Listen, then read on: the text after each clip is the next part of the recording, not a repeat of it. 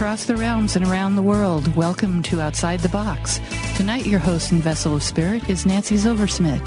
We hope that you will learn to have the strength and courage to step outside the box and dwell with spirit, and to leave the old beliefs that hold you down behind you and rediscover your spirituality in new ways.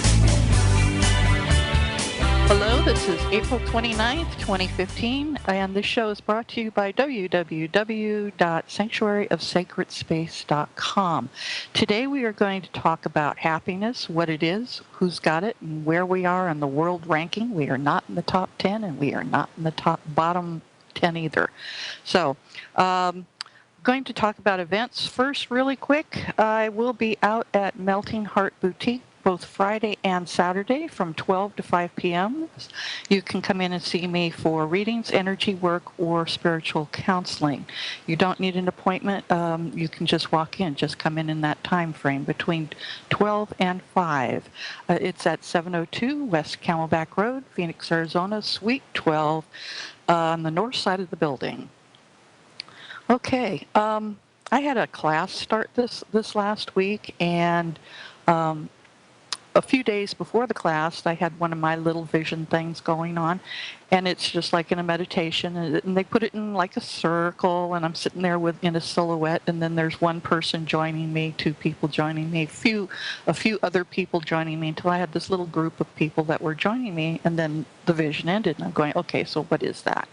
And like I usually say, you have to just trust when you get information and see where it goes. Well, all weekend I was, communicating with the Spiritualist Church. Do I have students? I need to prepare for the paperwork for the class and the handouts and things, and I need to know how much to bring. Came Monday when the class was supposed to happen in the morning, I was told, well, you have 2, possibly 3 students and a host. And okay, that's fine. I said, go ahead, run the class. We'll just see what happens. And came in, and it was just me and the host, and then there was one person and 2 people, and other people started walking in, and I'm going, did you pre-register for this class? Because their names weren't on the list. And they said, oh yeah, right out in the parking lot. We just paid for it on PayPal just before we came in. And I kind of handed a copy of the paperwork to the host. I said, you need to make some copies. It's a good thing I ran the class, because people were going to be coming in at the last minute. And so, good class, and they did show up. So Spirit did give me that message that I would be there with one person, and then others would come. And so I just trusted, instead of canceling the class with only 3 students, that other people would show, and they actually did. And I'm glad I got that message from Spirit. So it happens a lot of different ways. People get their messages. Sometimes they get them via words. Sometimes they have a knowing, and others get it via vision. I have spirits that love to do the vision thing. I occasionally can sit and chat with them, but they love to do that vision thing and see if I get it.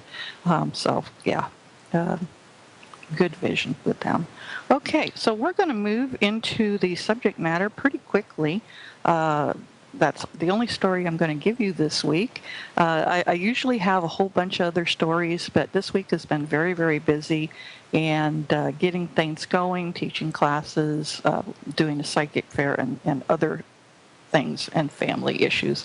So we're going to go right into the subject matter, and my favorite is that when we talk about a certain subject, I look it up in an old dictionary that I have, and it's from 1851. It's a second edition Webster's Dictionary.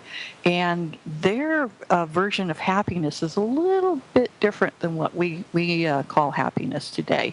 Back in 1851, it was called the agreeable sensation which springs from enjoyment of good, that state of being in which his desires, or nowadays it would be he, she, but his desires are gratified by the enjoyment of pleasure without pain. Happiness is comparative. To a distressed person with pain, relief from pain affords happiness. In other cases, we give the name happiness to positive or pleasure, or an excitement of agreeable situations or agreeable sensations. Happiness, therefore, admits enjoyment. They word things a little weird. And let's see, enjoyment or gratification of desires, perfect happiness or pleasure unalloyed with pain, which means if you're not having pain, it's not attainable. So there is no perfect happiness while you are in this lifetime. So it's not attainable in this life. So they're saying perfect happiness, you can't be living in body in order to have perfect happiness. And happiness is not being in pain. But yeah, so you have to have, in your lifetime, you have to have some sorrows, some pain, some something that which you can go to a different level and then be happy about it. So if you're not having struggles and obstacles in your life, or physical pain or emotional or spiritual pain, then you won't be able to go to another level, which would be happiness, because you wouldn't know the difference. A person who's never had any kind of pain or obstacles or struggle in their lifetime,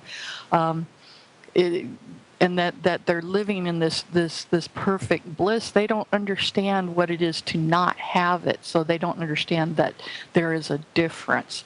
So, and there is nobody in physical form who has not had some kind of pain, something to compare not happy with happy.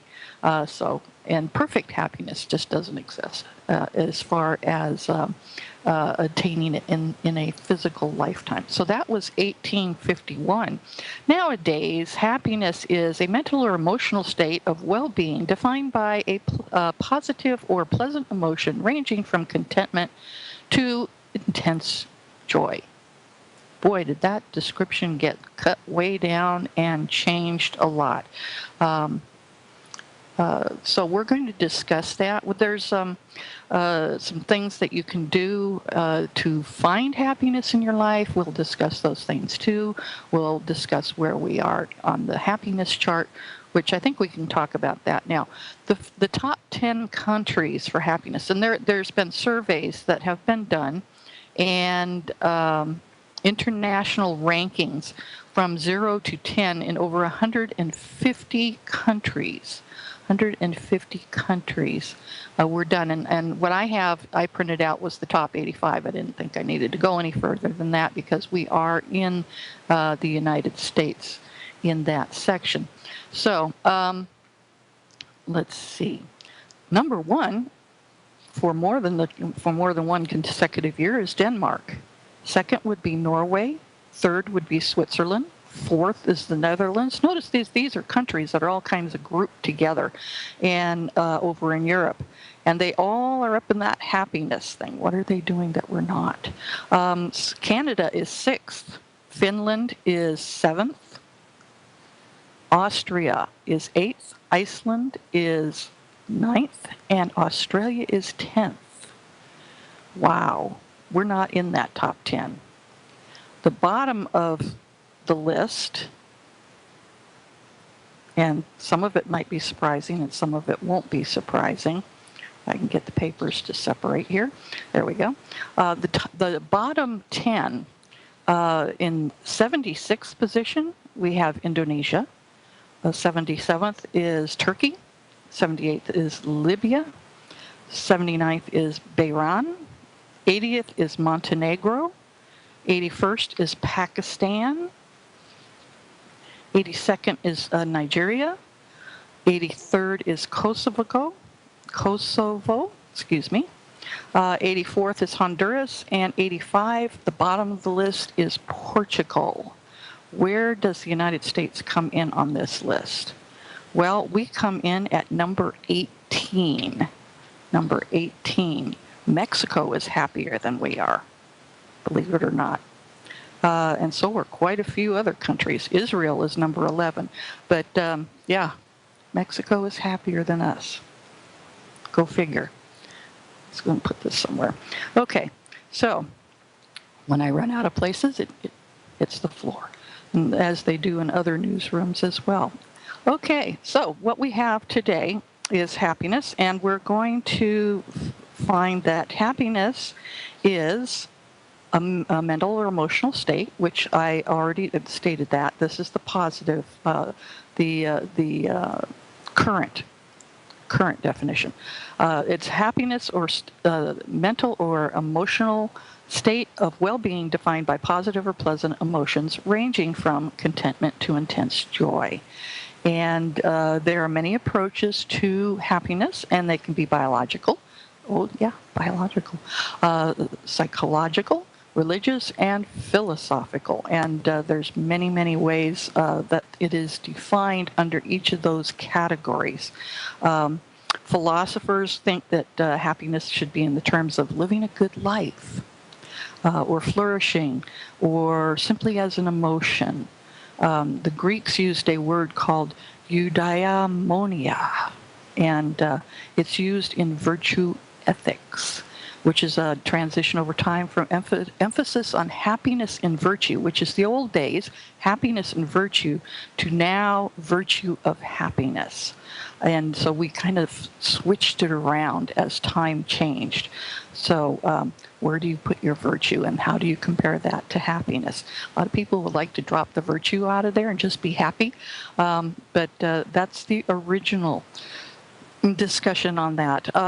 And then we have to look at the Declaration of Independence here in the United States in 1776. We even have been given the right, the universal right to the pursuit of happiness under whatever definition you happen to put that.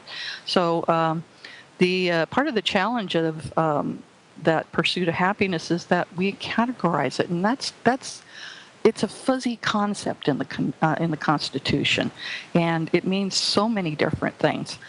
Science, it's the science of happiness is to identify different concepts of science of happiness and where it's applicable, and split them up into components. Science splits things up and they break them down, and they look at different angles for it.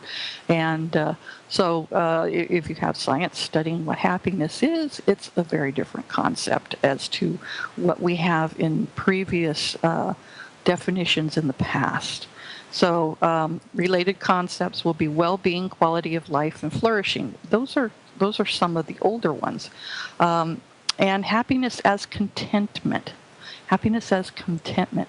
And what's the difference between the hedonistic tradition of seeking pleasant and avoiding unpleasant experiences? I've seen people, they go through their life doing that. They go through their life avoiding unpleasant experiences and just seeking only the pleasurable experiences. And it's like you have to tell them you can't continue going through life that way, because it's going to hit you upside the head. You're going to have an unpleasant experience, and you're going to just have it happen, and you're not going to be prepared on how to deal with it. You have to step into an unpleasant experience every now and then in order to get through it, get it taken care of, and get it out of the way. An unpleasant experience is paying your bills, for crying out loud. For some people, when they're really struggling, they don't want to pay those bills or pay those taxes, and it's just like that's an unpleasant experience for many, many people. And for other people, it's just like, oh yeah, just pay the bill, put it on automatic on my bank account. I wish I could do that, but I can't. But it's just like there are people who will try and avoid the unpleasant experiences. Then they'll try to avoid the bill collectors, and they won't answer the phone, they won't answer the door, they'll live in fear. And so it's not always a good thing to avoid the unpleasant experiences. Sometimes you have to break it off with another person.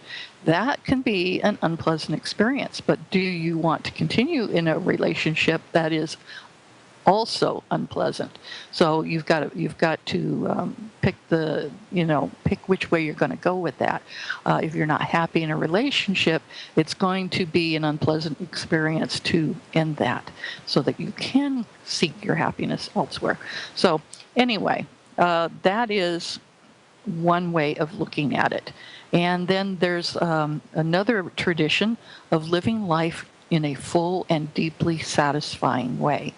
And how do you do that? Well, you have to look at the different ways people seek their happiness, and the definition of what's a full and deeply satisfying way in life. Sometimes deeply full and satisfying means taking the ups and downs on the roller coaster and going through everything and then coming out at the other end. So what do you consider a whole life? Okay, and you have to look at it, you know, how are you happy and how do you consider it a whole life? What do you do now? Are you happy now? Okay, and people seem to use happiness as appropriate in these verbal contexts, and we have a lot of different research going on in the world on happiness in different areas.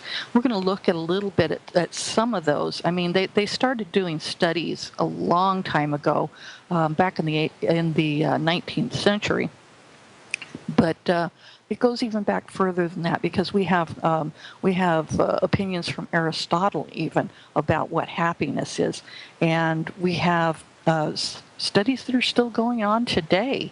And there was a book that was written called The How of Happiness that says 50% of humans' happiness is genetically determined.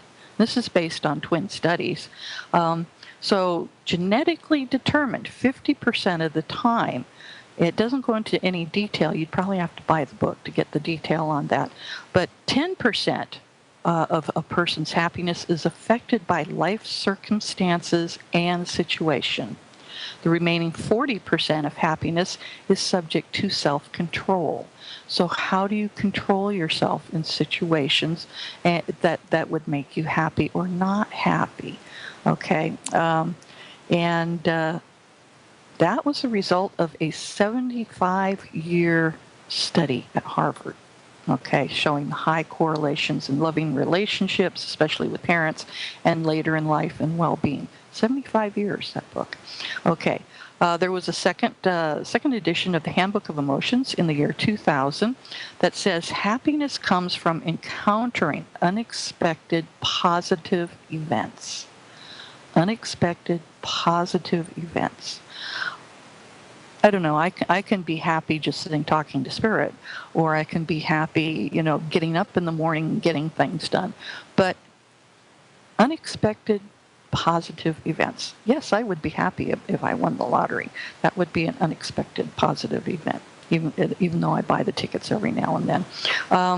But it would be happy. Or if somebody came up to me and gave me a compliment, would that make me happy? Yes, it would, if it was a good compliment.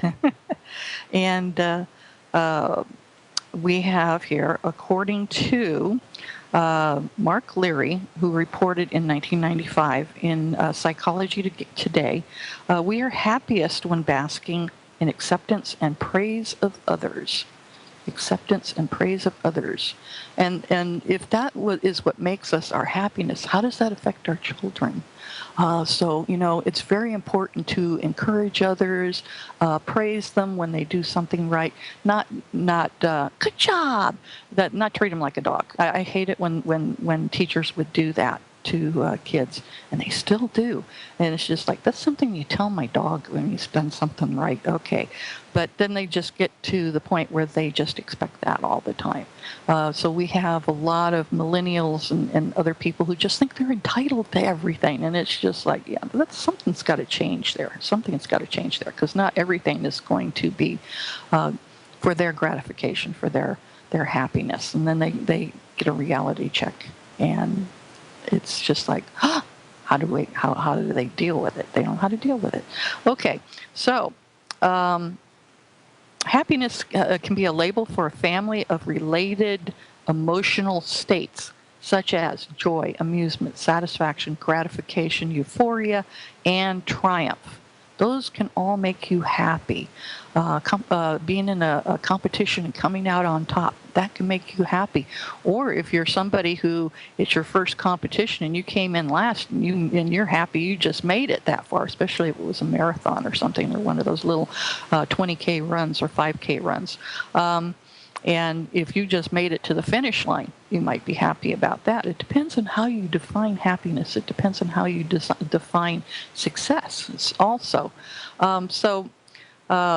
it has been argued that money cannot effectively buy much happiness unless it's used in certain ways. And that's what you don't hear a lot. The unless it's used in certain ways. Don't hear that one too much. So the thing is that when people have enough to feed themselves, to clothe themselves, to house themselves, to take care of themselves in whatever matter it needs to be, the basic necessities of life. If you've got enough for the basic necessities of life, having more money, even a lot more money, makes them a little bit happier. But you know what? Spending money on other people, even when you don't have a whole lot of money, and I know this because I used to do it when my kids were growing up, or when I had friends, when I was very single and had no kids, I was happier spending money on other people than spending it on myself. And there has been a study at Harvard that people are happy spending money on other people rather than on themselves. And that's something that seems to be across the board. There are a few misers out there that won't spend money on anybody else, but there's usually a good reason for that. And they did a meditation study that found that high activity in the left prefrontal cortex, excuse the braces, it's hard to pronounce sometimes, in which there has been found a correlate with happiness. And they've done studies on monks, and they've done studies on regular people too. But they've also, they did studies not only on monks, they did studies on nuns and people who pray a lot. And the thing is that they found is that when it came to happiness in doing the meditation studies, it was the left prefrontal cortex of the brain that it showed up. Other things that humans seems to be happy with. They are happy when they have pleasure, and that could be tasty food, a nice warm bath, something that makes them very, very comfortable. Engagement with others, enjoying yet challenging activity with others, or even against themselves when they finish that's very enjoyable for a person, and it brings them happiness. Relationships, social ties that turned out to be extremely reliable are indicator of happiness, where they have ties with a person and it's a good relationship. Okay, you want to stay in a good relationship. Let's hope you're not the only one that's getting happiness out of that relationship, and you're not in a happy relationship where the other person's not real happy, and you find out about it later on when they suddenly break off with you, and it's just like, but I thought we were happy. Yeah, that does happen to people. That they are so much in their happiness that they have these blinders on, and they can't see that there might be an issue. That's where communication needs to come in. That's a different subject matter. But anyway, meaning, a perceived quest or belonging to something bigger, okay? Being a part of something bigger sometimes makes people very, very happy. And the last thing is accomplishments. Having realized a tangible goal. It's like you have your goal list, and it's like when we talked about manifestation. You have your goal list, and you start crossing things on that goal list off. It's very happy. You're very happy to finish the goal list until you write the new one. But you get very happy when you get something done. I know that when I accomplish things. When I get through that budget and it's paid off at the end of the month, yay, until I have to make the new budget. And it's like, oh, okay. So we have to start over again. Sometimes happiness is a cycle. And figuring out how to get through the different goals and accomplishing those things. And once you accomplish them, that it makes you happy. Okay. And let's see here. I'm going to skip a section. Happiness and religion. Wow. This one's been studied a lot. Happiness and religion.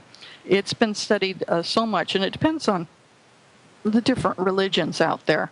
And I will probably go through a little bit of some of the different religions if we have time. But there's a number of mechanisms in which a religion can make a person happier. And it's not just the belief system, it's being in a social group, having that social contact, having that support from people that think the same way you do. And it brings happiness. Okay, it's not always the closeness to spirit, going through the ritual, blah blah blah, what the belief system is.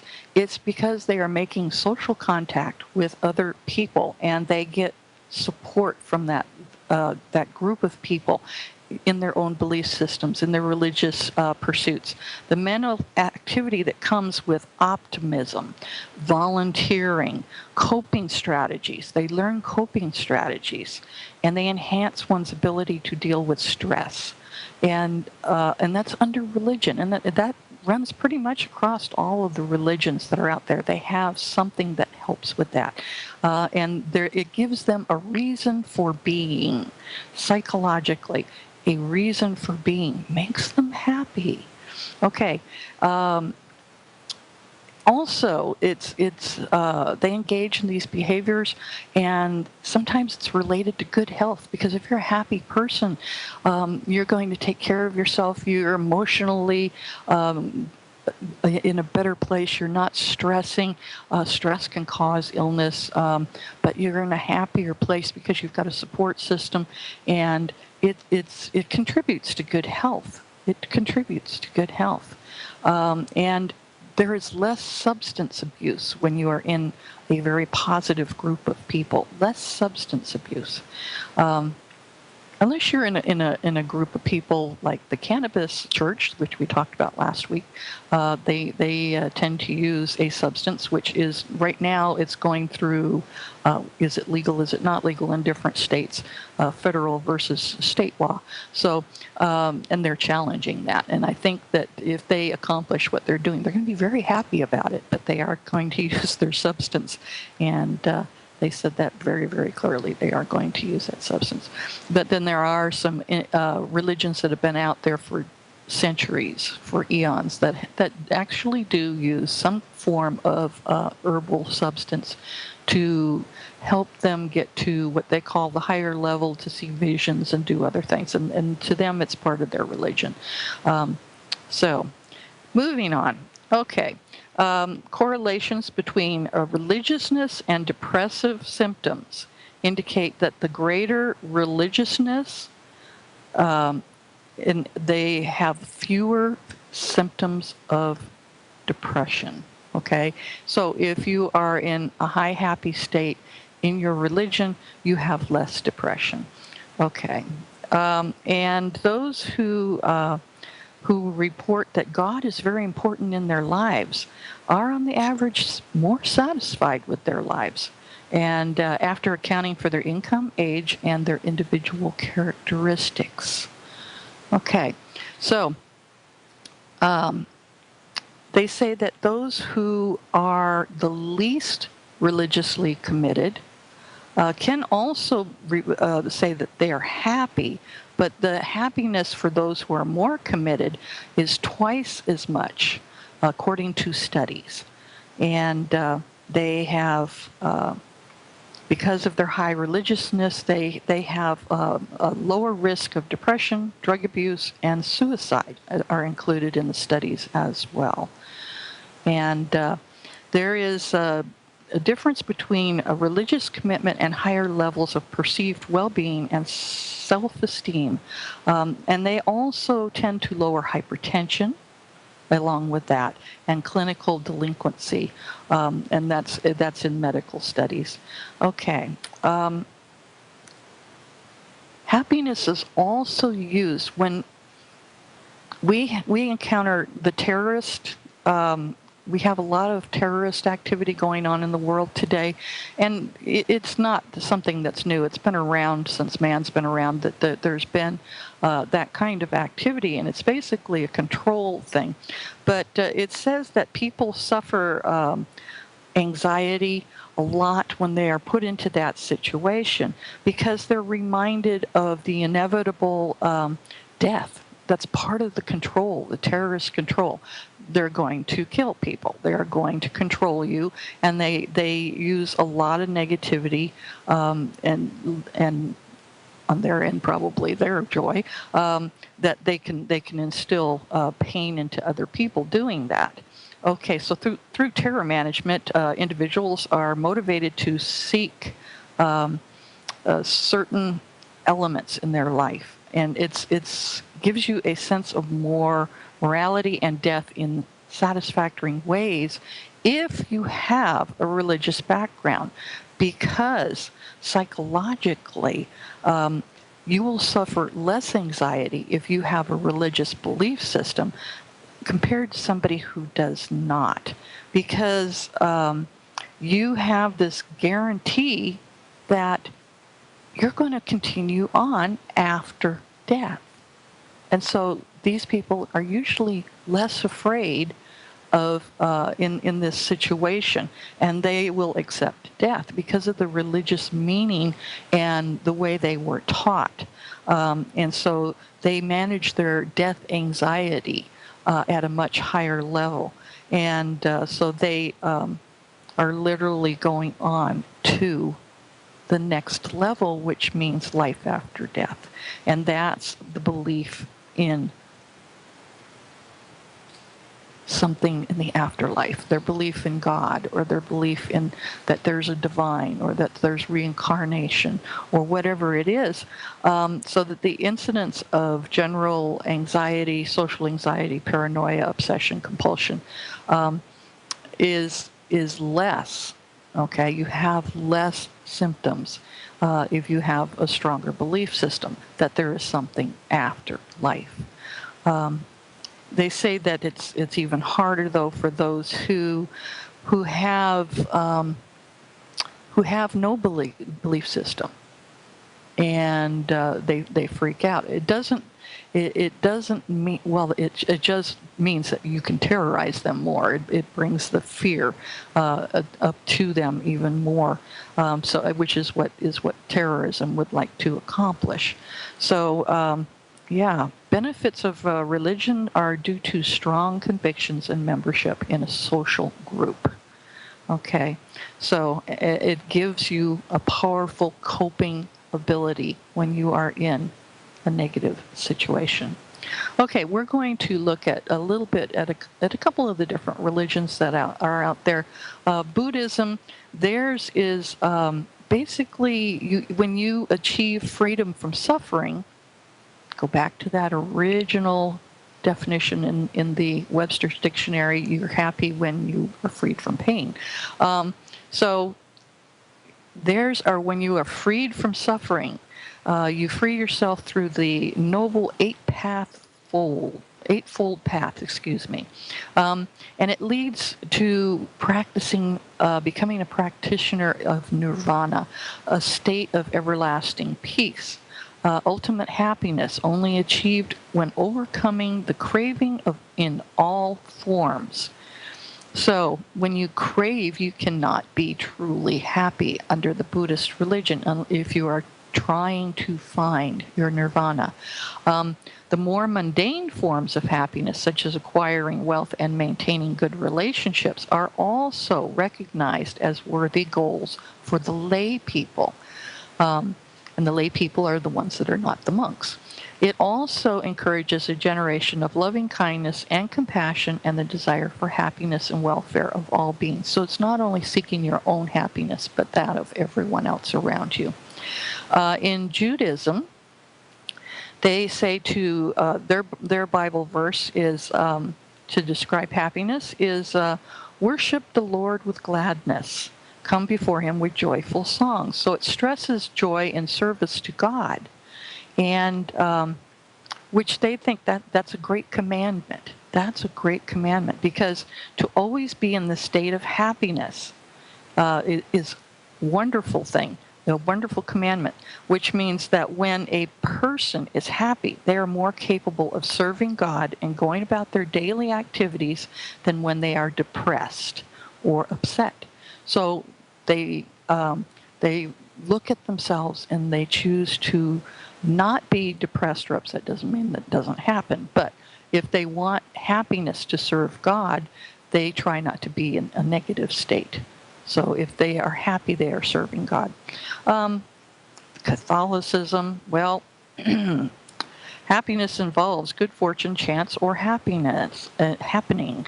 The meaning in the Greek philosophy, however, refers to ethics.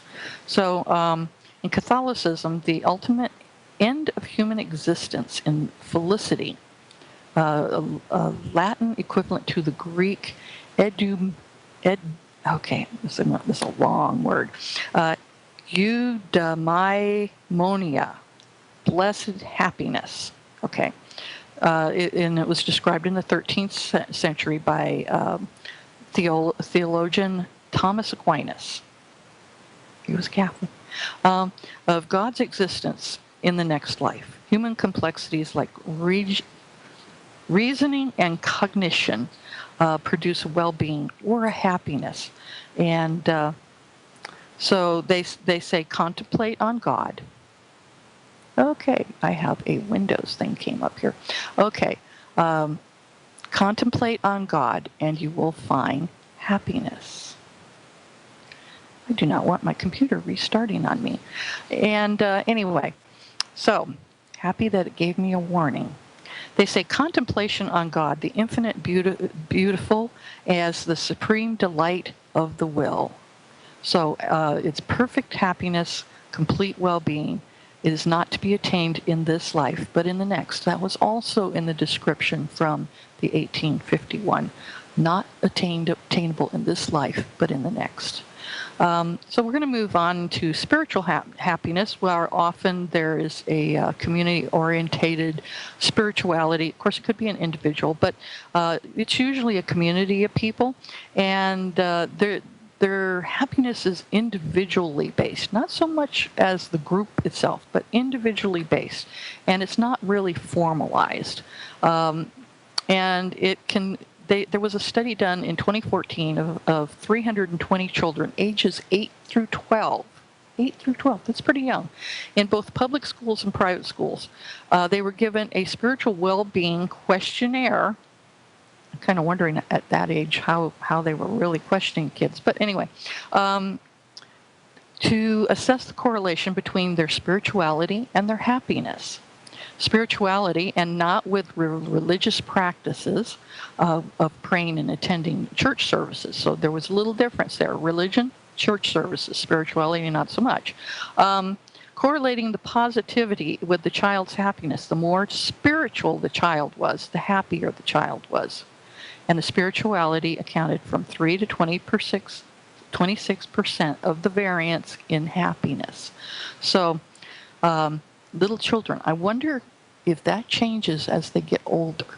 We have children under 8 who can just be happy, happy, happy, happy, and go on about in the awe of the world and be happy. And then they have their sadness too sometimes. But it depends on what's going on in their life. But their happiness and their joy is so pure when they are younger. Then they start getting a little bit older, and they feel the influence of family, of society, of religion, and so where does that go? And it seems like the older you get, and we get up into middle age and older, up into the elder ages, it tends to reverse again more towards spiritual, and then again later in life back to religious practices if they return to their religion.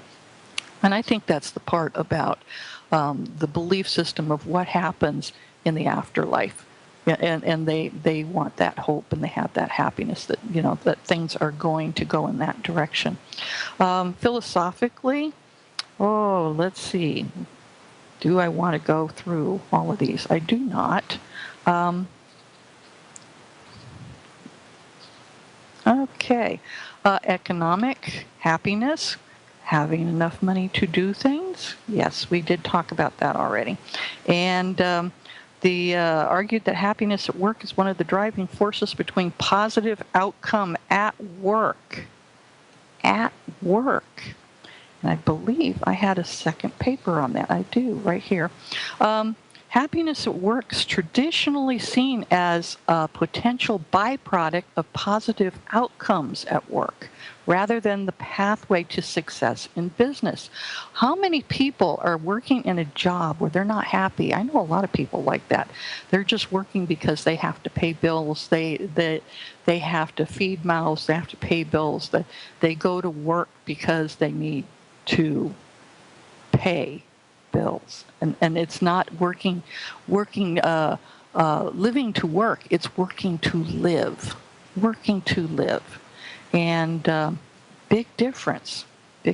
Are you happy with the way you work? Well, there's a lot of jobs out there that you're not happy just going to work to pay bills. So they started using positive psychology in business to increase the popularity of the job, to make it a valuable tool, to manage and develop the staff, to keep them pleased. And they realize that you keep everybody happy, the productivity goes up, and they get business that they of things that they want to accomplish, of goals, and they make more money. Doesn't mean that they pay the employee more money, but they do little things like, okay, let's get a new coffee machine for the break room, and go from this little thing that you have to do just one little pot at a time, and then the last person uses the pot and doesn't refill it and all this other stuff. So they get a much bigger automatic machine, and it impacts the staff, and they're happy about it. The coffee actually tastes good. Or they bring in somebody who makes coffee. I mean, if you're in a higher standard place, they'll have a little coffee shop in there where somebody actually makes your coffee. I've seen places that actually bring Starbucks in. The VA down in Central Phoenix actually brought in a Starbucks. You can go down to the cafe and pay 99 cents for coffee and put it together yourself. Or you can go up to Starbucks and pay the full price and have somebody else do it for you, and add all that sweetness and the extra milk and the whipped cream and the flavoring and all that other stuff. So to keep people happy that just don't want the regular coffee, they got to have their Starbucks. They put that in there. And it keeps the staff happy, and it keeps the clientele in there happy as well. You give them minor rewards, and minor rewards will change the moods and the attitudes of the people who are working there. So you get a greater output and less downtime when you have people who are positive, who are happy with their work. And it could be actually what I would consider a sucky job, but if they get all these perks with it and all these rewards with it, it makes for a little more competition, and it makes for a little more happiness of the people that have to do the job in the workplace. And what a proactive business will do is that they will cater to the needs of his or her staff by ensuring positive organizational, mental. It's actually, what are they dealing with? Okay, what they are dealing with is the person's joy at work, jobs, happiness, your joy. Okay, yes, you take home a paycheck, taxes get taken out and everything else, and nowadays the health insurance is even more, but they want you to be happy.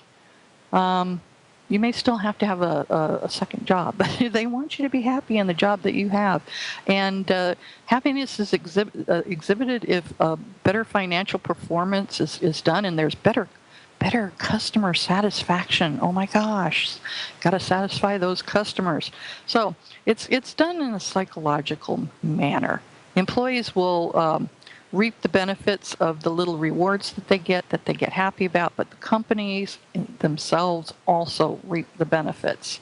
So there are many different feelings related to happiness in job, but they include morale, job involvement, engagement in the job, the flow, the personnel meetings, and what they're trying to do is eliminate stress, and burnout contributed to being unhappy on the job. They're also trying to eliminate turnover. Turnover is very expensive. You get in there, you train people, and they don't last very long. You just spent thousands of dollars training people, and so you have turnover. But if you keep the people happy, you don't have that much turnover. So what they're looking for is positive. Positive. It's got to be positive. And work is depicted as both good and bad. There can be good and bad. They're going to downplay the bad part, and they're going to emphasize the good things, what can actually contribute to your happiness, and getting them thinking, because sometimes people are prone to thinking, work, I got to get up in the morning, I got to go to work, I don't want to go to work, maybe I'll call in sick today. They don't want that. Okay, they want to eliminate that kind of thing, make you happy to come into work. Sometimes that's very hard if you've got a job that you're not really happy with. It's just grunt work. But Aristotle did say that limiting happiness to achieve what is worth desiring. Okay, work itself is a key to happiness and ultimate redemption. Give it a little different turn there. But people are focused on goal attainment to the point where they neglect to feel happy in the journey. So sometimes it's just a goal. It's just a goal. It's got and it's not the journey.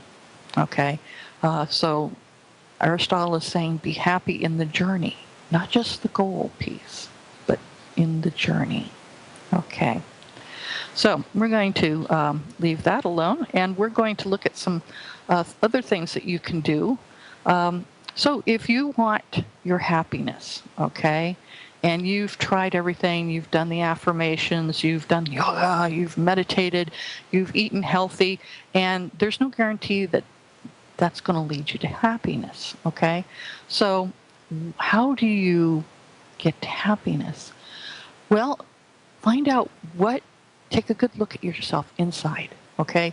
Find out what do you consider successful in your situation. What's going to make you successful? And it's not what everybody else is out there is doing, okay? So what is it that's going to make you successful? Is it a successful job?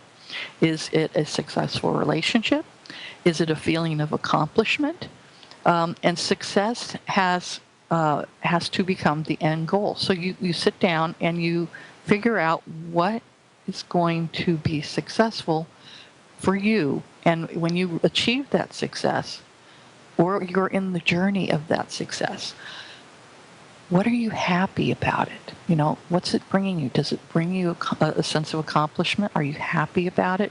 So if you're going to create happiness for yourself, what does it look like? What is it going to look like for you? What is your happiness going to be? What is it going to feel like? What is it going to sound like? And then you start picking these things out, and you have to try and understand what you really are and what you truly value in yourself. Okay, so you're going to create happiness. What does it look like? What does it feel like? What does it sound like? What is its definition, the success definition to you? Okay? What is going to make you happy? The other thing, if you want happiness, you have to tackle your fears. And I think we discussed that a little bit at the beginning, that people that don't want to do things that, aren't going to make them happy. And the thing is if you tackle your fears and the barriers that are standing in front of you in your life, those are the things that are keeping you from being happy. So tackle them. Tackle them. Fears are they're the boundaries of your own limited belief system. Okay, you're limiting yourself. You're putting that glass ceiling over your head. And Spirit told me a long time ago, there is no glass ceiling. How far you want to go? How far do you want to take it? Okay, so you got to break that little ceiling. And sometimes it's not a job, the glass ceiling, due to gender. It's your own personal self. your own personal self, your big fears. So you have to overcome those fears. You have to prove to yourself that you are safe, that you are good enough, and that you can grow towards a life that you've always wanted. The other thing is you have to put yourself in the right context, okay? Since early in life, we've all learned that our abilities fall into two categories: strength and weakness. Strength and weakness. And so who's judging? Who's the one judging you? Are you judging you? Is somebody else judging you? You know, you can take a weakness and turn that into a strength. You can empower yourself. You can take that weakness and work on it and work on it and get through it and turn it into a strength, okay?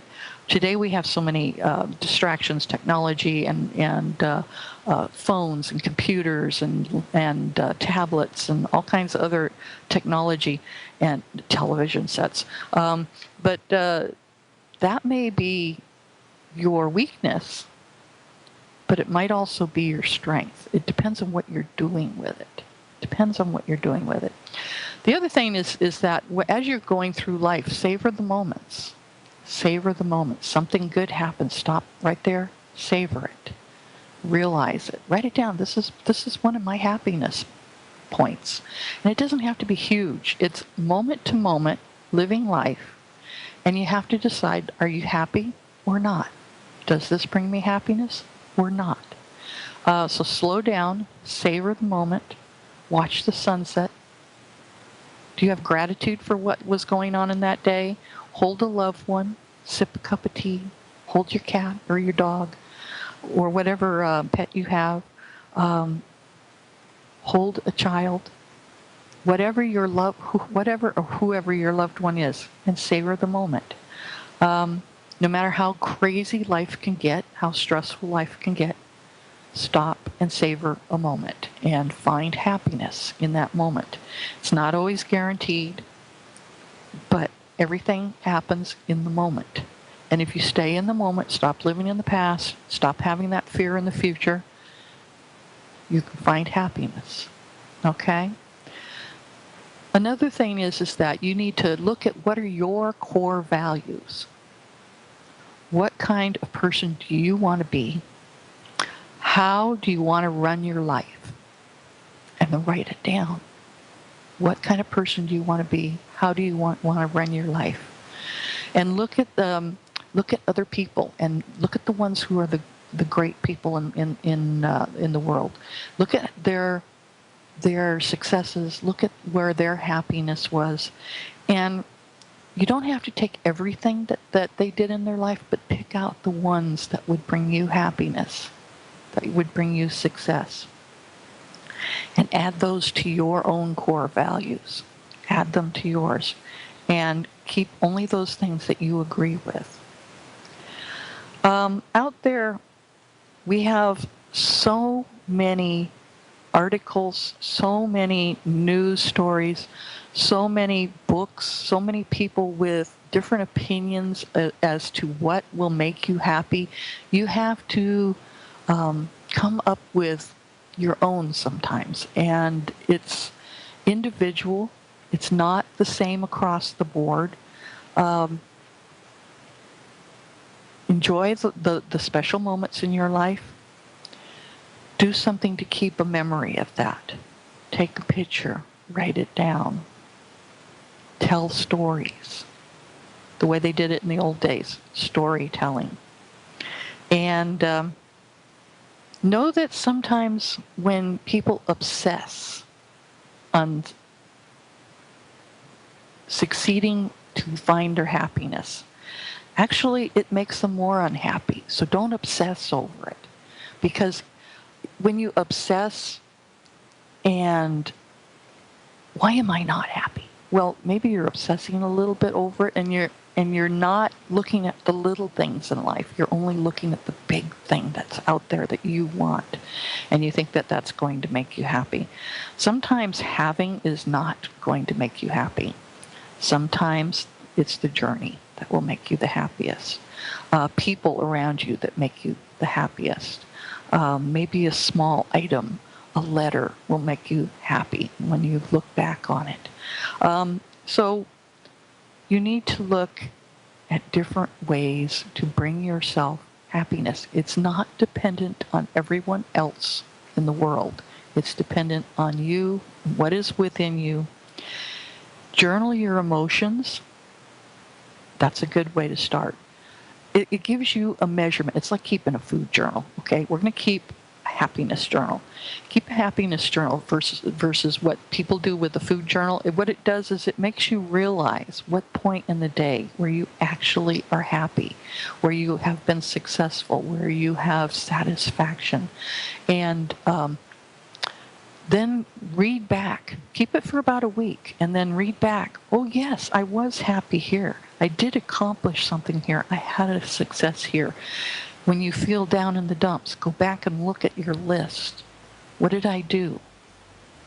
Find your happiness. And that's all I have for today. And I will see you next week. In the meantime, find that happiness.